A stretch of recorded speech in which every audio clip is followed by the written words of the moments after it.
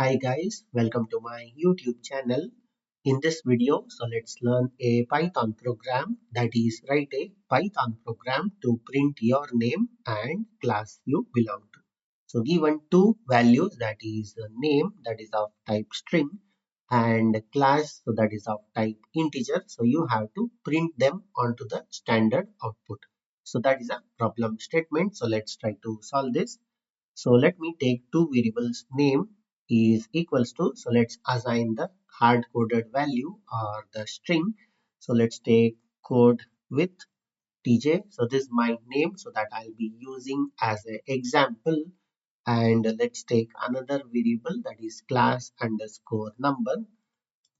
Class underscore number is equals to something like 9. So this you can modify from 1 to 10 or 12 as well. So now, so let's try to, once we get these two variables, so we have to print them onto the standard output. So let's use a print function.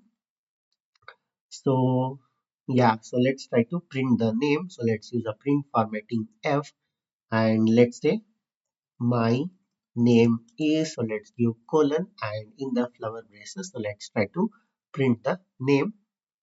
So once we print the name, so we have to print the class number. So let's use again another print function, and let's use the print formatting. So I study in class, let's give colon, and let's try to print the class number into a flower braces.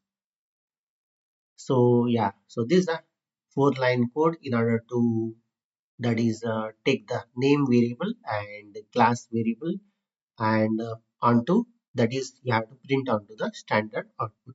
So you can also use the input function call to get these two input values from the user as well. So I have just hard coded these values. So you can also modify this particular name as well as the class. So let's take class 8 here. So yeah, so let's execute this, and let me show you how it works.